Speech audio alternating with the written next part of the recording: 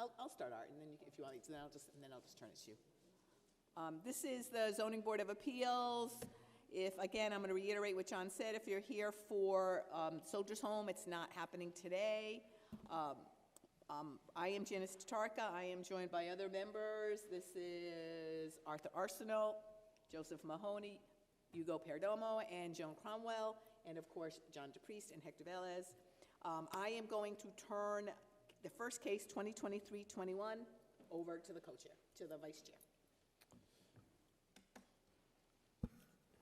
Good evening. My name is Arthur Arsenault. First case will be 2023-20, 91 and 95 Crest Ave. That's not happening.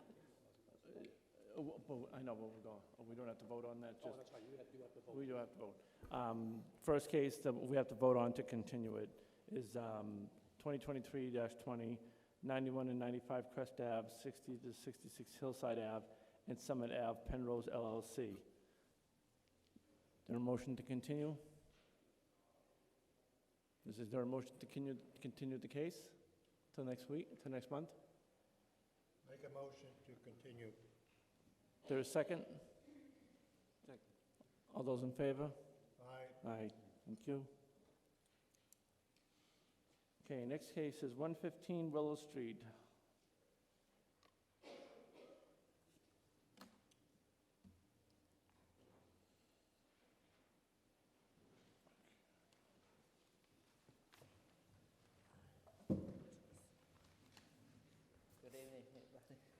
Good evening.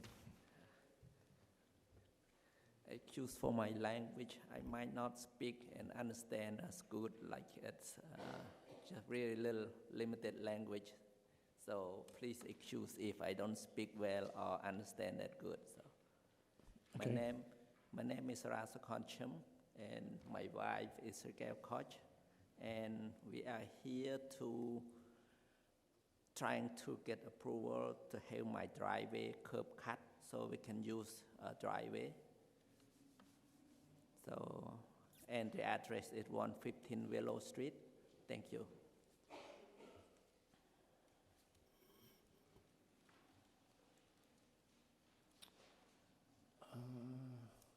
Okay, this is a public hearing. Is there anybody that wants to speak on this matter? Seeing none, I will close the public speaking portion. John, what does the board, what does the planning department notes have to say? The planning board voted to recommend approval with conditions, and this is the first time it's actually come before the ZBA. Okay. It was scheduled for your meeting last month, but Right. Got it. he didn't appear. Any comments from the department at all, or just? Department has no comment. Okay. John, do you have the, do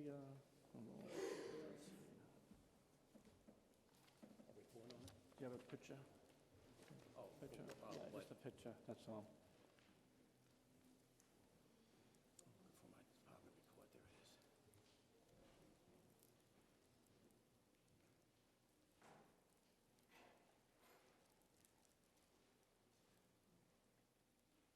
You want the list of Yeah, conditions? Mhm. The list of permits that required? Yeah. Can you see the screen? I can move.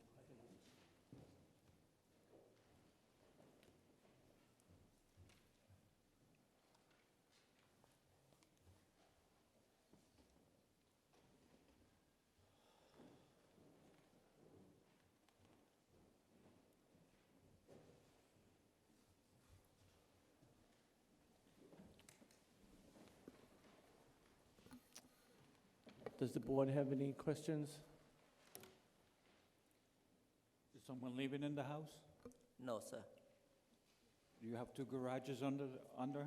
Yes, we do have two You- garages. Are you gonna keep those live? Pardon me? Are you gonna keep those? Is it gonna Yes, park sir. the car inside? Yes, sir, because it's limited use of that garage there because its ceiling is low and it only fit like small car. So if someone have like SUV or pickup truck, we're not gonna fit in there. So you will have 5 cars total parked Yes, on sir. your property? Yes, sir. And that house is two family, right? Yes, 2 family, yes. Then you're gonna live there? You will leave 1 floor, yes, when it's finished. And the other will be a rental? Yes, sir. And how about the other second floor? Will have any attendants will park in the driveway?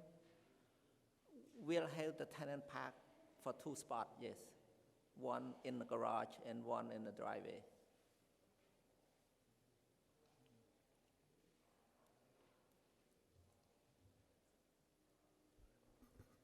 Any other questions? Okay, this is the petitioner is seeking a special permit in variance, and the variance is for,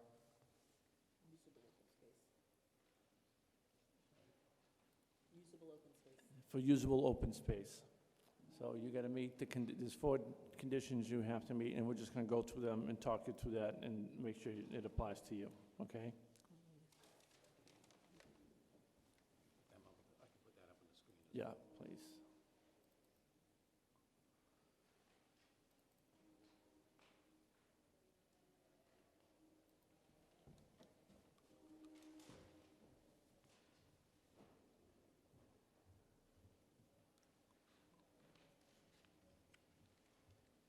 You need to explain how you think you meet these conditions. Oh, okay.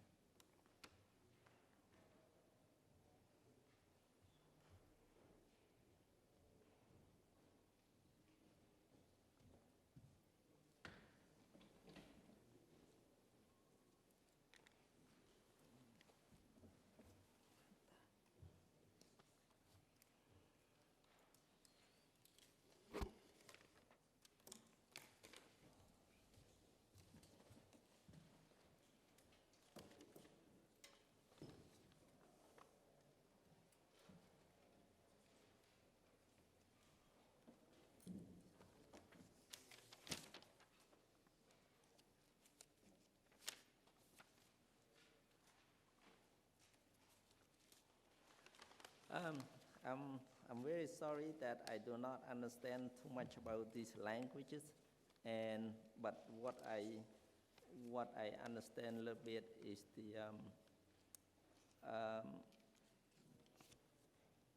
when last meeting they told me about the water run off the driveway, but I'm not sure if it's anything to do with this because I don't understand this. And the water run off, we're planning to build the dry well at the end of the garage, the end of the driveway, so water doesn't run off to other property. And then in the winter time, more especially in winter time, we can have all the tenant parking, or us, the owner, we can park in the driveway. We don't have to use the street to park. So it will help us a lot to park in the driveway.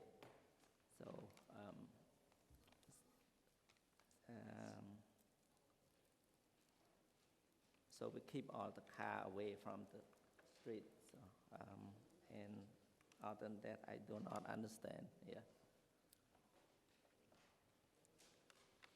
Do you want me to offer? Hmm? Do you want me to? Yes, please, please. All right, Yeah. so the site is very narrow, and the only open space available for parking is that side portion here. So the shape it's a very narrow shape. Okay.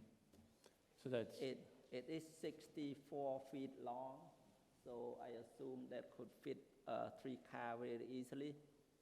yes. And it's 18 feet wide from fence to the house, so 18 feet, I assume that be able to come in and out pretty easily. So, And I would suggest that is in response to the 3rd condition, that the relief can be granted without detriment to the abutting neighborhood. Okay. Do you agree with that 3rd requirement that John just stated? for the variance? So the first one is that that the lot is narrow, and this is the only open space available for parking. And the third variance condition, which states that the board can grant the relief without detriment to the rest of the neighborhood, is that it's 64 feet long and 18 feet wide, so it can fit those vehicles on there without any hindrance of the neighborhood. Do you all agree with that? Okay. What's the second one, John? Is he gonna need a curb cut too? He will need a curb cut, yes. We need one side, a curb cut, just one side. They all said yes, right? You guys all said yes, you agree with 1 and 3? Okay. What's the second one, John? The second one is sorry,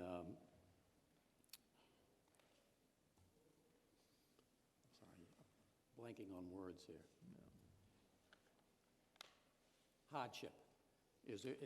Would this be a hardship for you if you did not have the parking? Yes, it's very difficult because summertime might be not as bad because we can look around for the parking around. But if it's winter time, if snow come, we don't know where we're gonna go park because the people around that street, they are parking on the street. So it really limited space to park. So we don't really have much a choice to park, you know. So we will face of difficult. It might get car towing a lot during the snow season. So that's why we would love to have this driveway so we can park, you know. So. Do you all agree with that one? Okay. And the last one is that relief can be granted without seriously deviating from the intent and purpose of the zoning. Okay, do you believe that this variance, Can you repeat that? Yeah, the fourth condition is that the board can grant relief without seriously deviating from the intent and purpose of the zoning. okay, all right, so you meet all 4 requirements for the variance. So, pardon me? You meet all 4 requirements for the variance. Thank you. Okay. Yeah. Any other questions from the board? Do I hear a motion? The planning board recommended approval with conditions, Oh, yeah. standard conditions. Let me get back to the.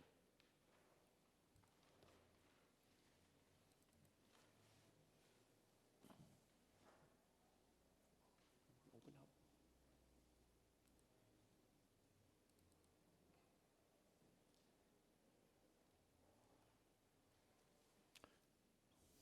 Standard conditions,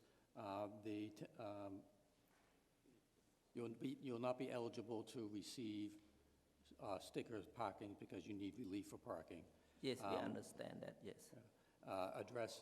You need to address the concerns raised by the DPW, and as the planning board asked, you'll have to install an opaque fence along the property line so the lights don't shine on the abutters. Yes, yes.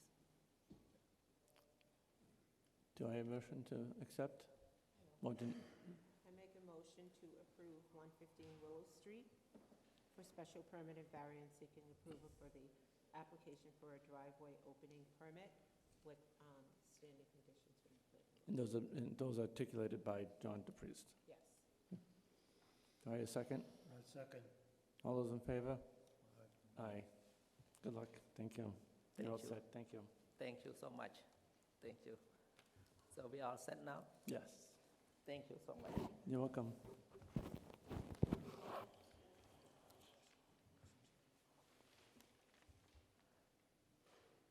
Next case, 2023-22, 11 John Street, Jorge Martinez.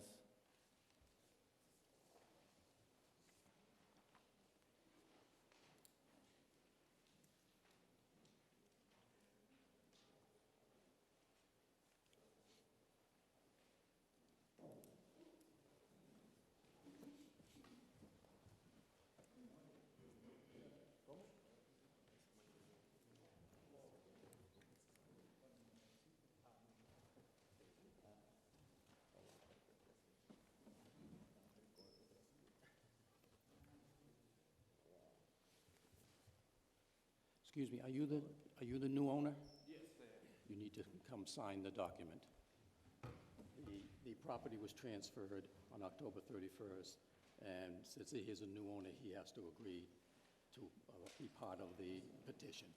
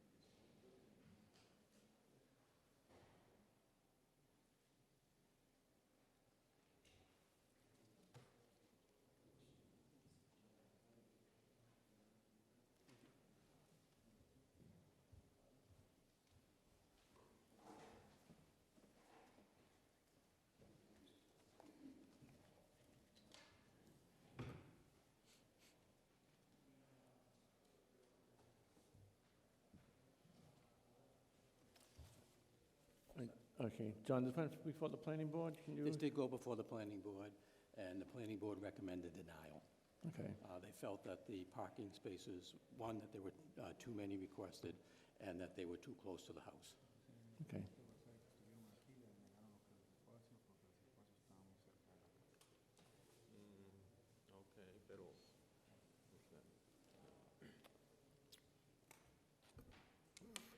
This is a public hearing, so I'm going to open up to the public. Is there anybody from the public that wishes to speak on this matter? Okay. Oh. Name? That's okay.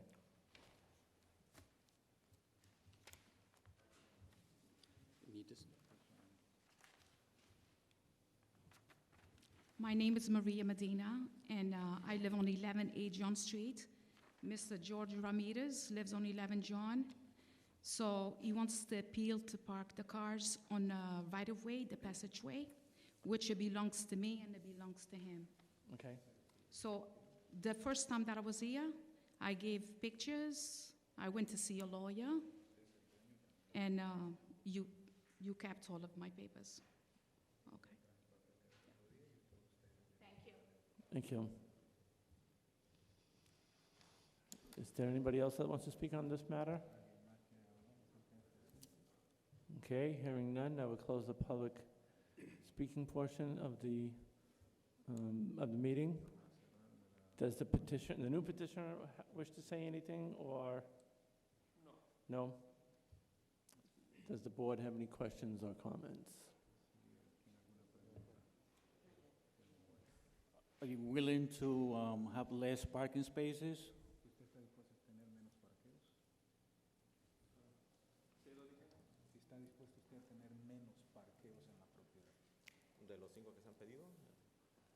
Of the 5 requested, he's asking. Of the 5 requested, see,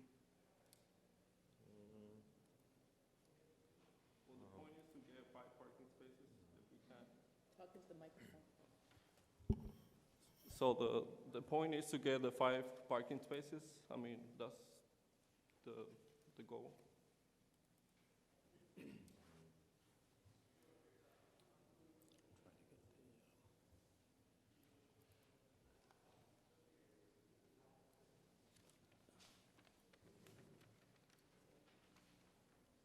And how many families are the home? Is it a 3-family? Okay. Yes, it's a 3-family.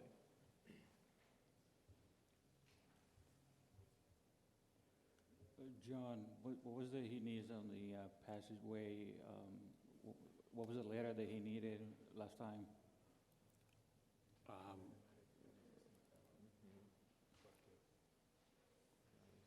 This shows the common passageway. This is the passageway that is common to this, to this parcel, and this parcel, and this is where they are proposing the parking. But half of the parking spot, the pathways, have hers and have his. That's what she was talking about? The lady that was just...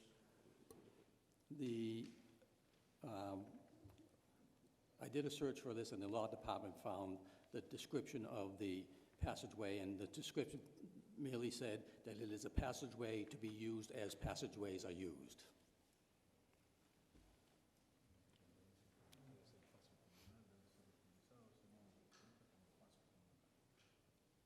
And has he always been parking his car there?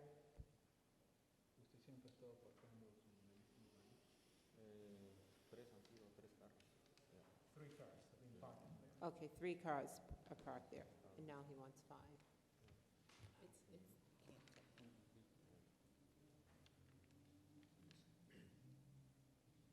And then, Miss Medina, Yes, her property is in back. all the way on the back.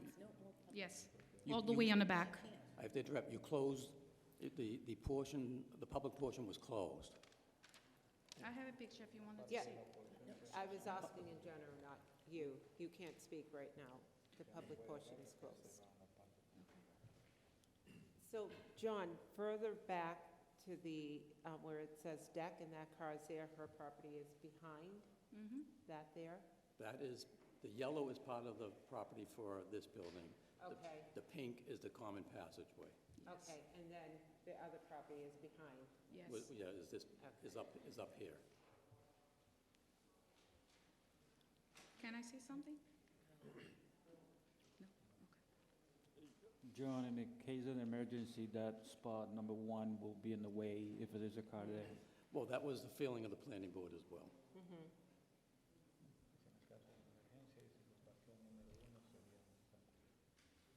Yeah, that's the one that most stands out, that one there, in terms of an emergency, as well as just in respect to her property.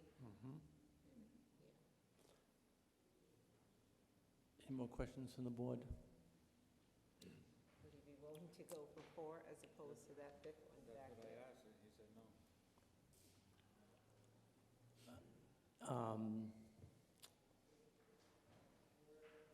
John, if we deny it tonight and they decide to come back and say we want 4 parking spots, are they allowed to do that? You would have to determine if that is a significant enough change from what is being proposed now. Okay. What is the pleasure of the board? We can, Do you- 4 parkings would be perfect too. I mean, we can get rid of the first one if that's the main issue.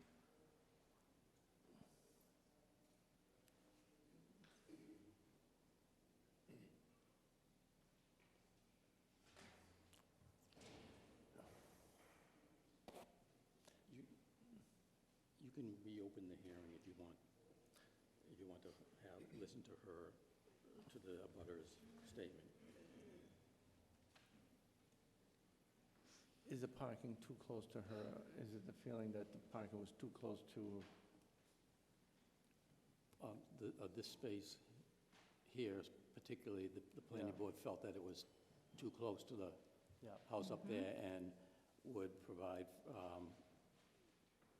would make it difficult for emergency vehicles to get there. Yeah. And then the common space was right along the property line? All the pink is the common space. Got it. Okay, I'm going to reopen it now to the public. Okay.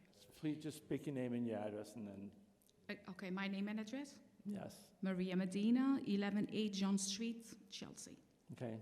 Okay, it was never parking, never. Mr. Martinez came with the idea. I've been living over there for 20 years. It was a big tree on the middle. He cut it, and he put cement, and he did whatever he wanted. So each day was more cars, 6 cars sometimes. My tenants couldn't walk. One SUV right in front of my house. Sometimes I had to call the post office. The mail used to get lost. They couldn't see the house. So this is illegal parking, what he's doing. That's when I decided to go see a lawyer. The lawyer said the same thing, it's illegal parking. And let's not forget that my pipes, the sewer and the water, they're all there. With time, I think, they're so heavy that it could be a crack. And who's gonna pay for it? That's gonna cost lots of money. That's where the parking, all of the cars on top of it. We're talking about sometimes 5, 6 cars there. It's just too much. It's illegal parking. Okay. Because that line belongs to me too. That's the right of way. No one can park there, no one.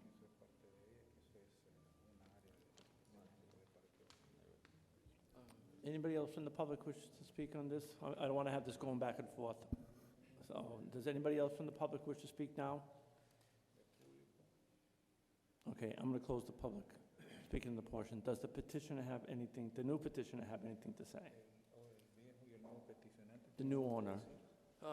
So I believe the parking is part of the property.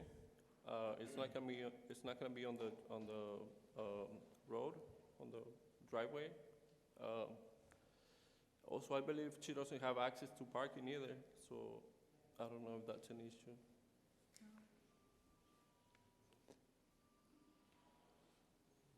Okay. Does anybody else have any questions or comments?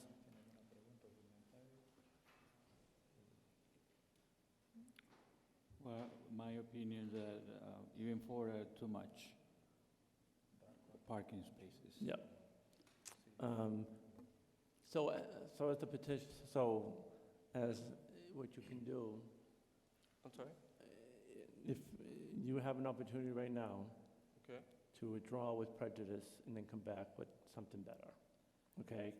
So, because if we deny it now, you may not have the opportunity to, for 2 years, John?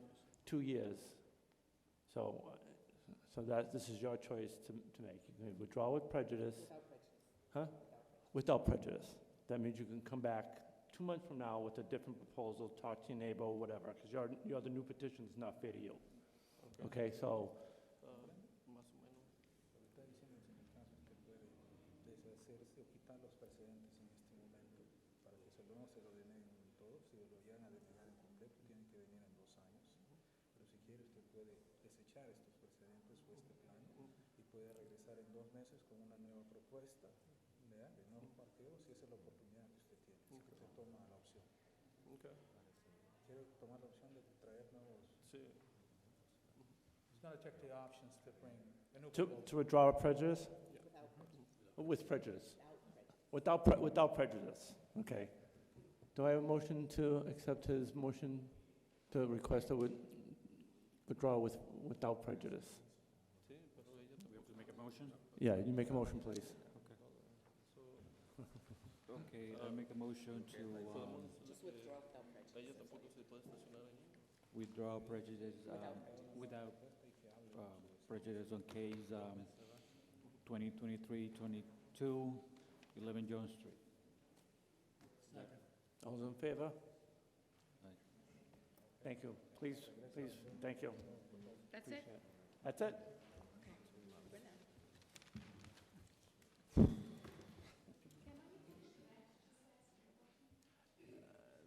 Sure.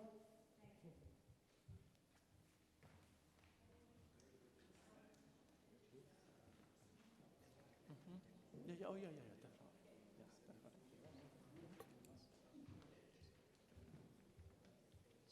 Next case, 2023-23, 202 Washington Ave, Alex Jove Chung and Ki Chi Wen Lee. Hopefully I said that correctly.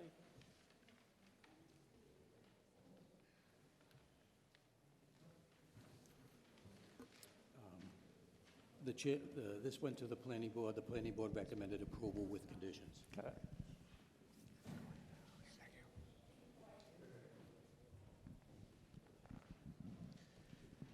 Good evening, everyone. David Mindlin representing the petitioners, Alex Chung and Kinley. So this project is actually relatively simple.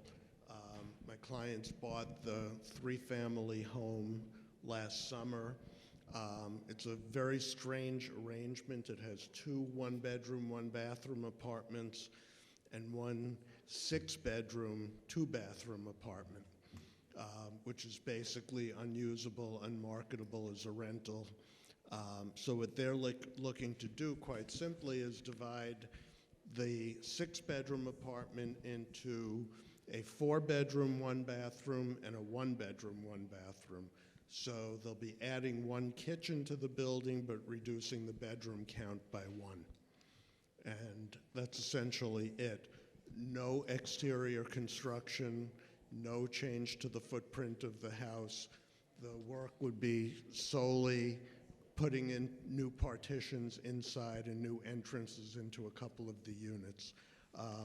The plans were filed. They were designed by Beth McDougall, a local architect, and that's essentially it. Okay, this is a public hearing. Is there anybody from the public that wishes to speak on this matter? Seeing none, I am going to close the public speaking portion of this case. Does anybody from the board wish to speak or comment or have questions?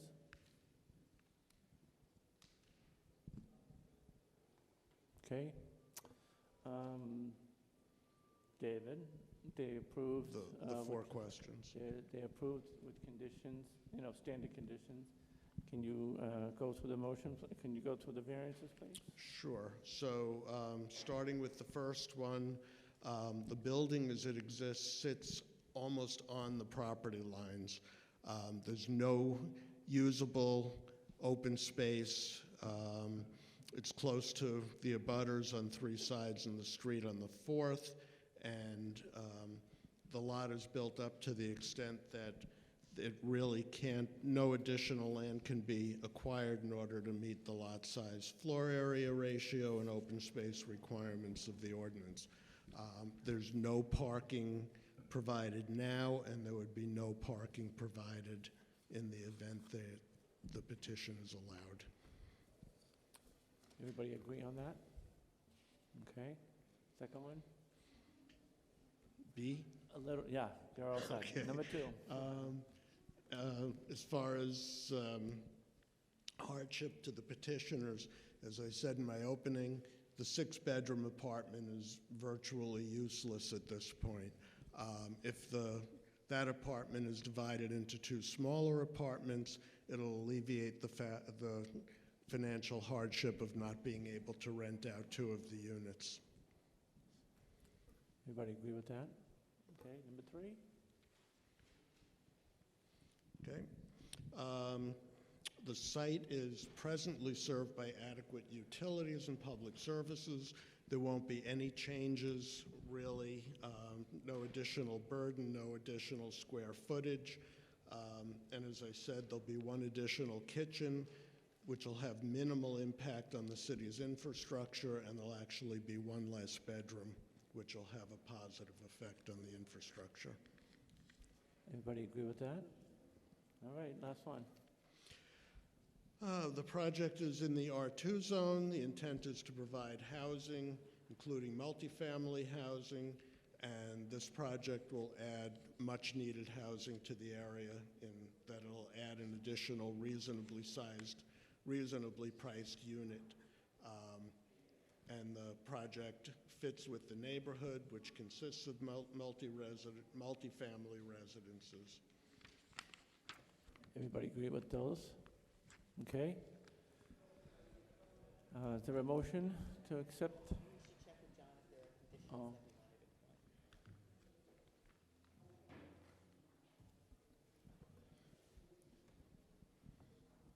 wanted to apply. They approve the variance part, they waive the conditions. Yeah, any additional besides the standard?